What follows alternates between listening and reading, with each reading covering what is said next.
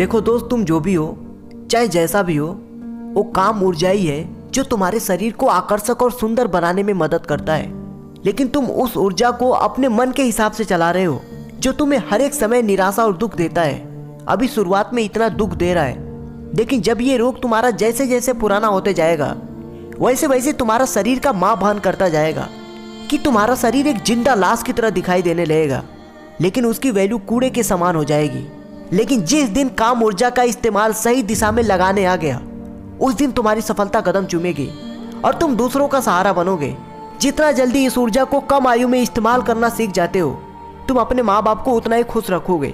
तुम इतना तो समझदार हो कि तुम्हारे माँ बाप बूढ़े होते जा रहे हैं और उनको सफलता का फल ना खिलाकर तुम काम के चक्कर में पड़कर तुम अपने शरीर को बूढ़ा बनाते जा रहे हो। अगर ऐसे ही तुम करते रह गए ना दोस्त, तो तुम्हारी जिंदगी मौत के आसपास आ जाएगी। दोस्तों, एक किसान ने एक नेवला पाल रखा था। नेवला बहुत ही चतुर और बुद्धिमान था। एक दिन किसान कहीं बाहर चला गया और किसान की पत्नी ने अपने बच्चे को दूध पिलाकर सुला दिया था और नेवले को वहीं पे छोड़कर वह घड़ा और रस्सी लेकर कुएं पर पानी भरने चली गई। किसान की पत्नी के चले जाने के बाद वहां पर एक काला सांप फिर से निकल कर आया और सोए हुए बच्चे के करीब जाने लगा। यह देखते ही नेवला सांप के ऊपर टूट पड़ा। उसने सांप को काटकर टुकड़े टुकड़े कर डाला और घर के दरवाजे पे जाकर किसान की पत्नी का इंतजार करने लगा।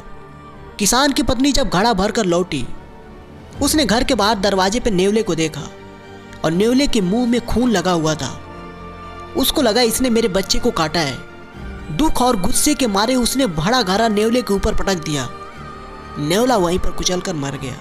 किसान की पत्नी जब दौड़ के घर में आई तो उसने देखा कि उसका बच्चा सही सलामत है और सो रहा है और पास में एक काला सांप कटा पड़ा है।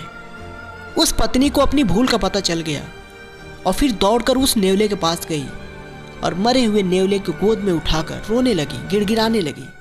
लेकिन अब उसके रोने से क्या फायदा। इस कहानी से हमें यह सीखने को मिलता है कि हमें हर काम को सोच समझ के करना चाहिए। इसलिए जो लोग बिना सोचे अपने शरीर की शक्ति को यानी कि वीर्य का नाश कर रहे हैं, उन्हें भी एक दिन पछताना पड़ेगा। इसलिए अपने ही हाथों से अपने शरीर का नाश मत करो। हर वीर्य नाश के साथ आप पूरे शरीर को खत्म कर रहे हो। आप अपनी सुंदरता को खत्म कर रहे हो। आप अपनी बुद्धि को खत्म कर रहे हो। आप अपनी जिंदगी को खत्म कर रहे हो।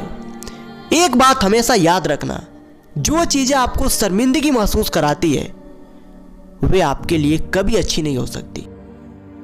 अगर आपको इस वीडियो से कुछ भी सीखने को मिला हो तो चैनल को सब्सक्राइब करना ना भूलें और वीडियो पसंद आई हो तो लाइक शेयर जरूर करें। हम आपसे जल्दी मिलेंगे एक और नई बेहतरीन वीडियो के साथ। तब तक के लिए धन्यवाद।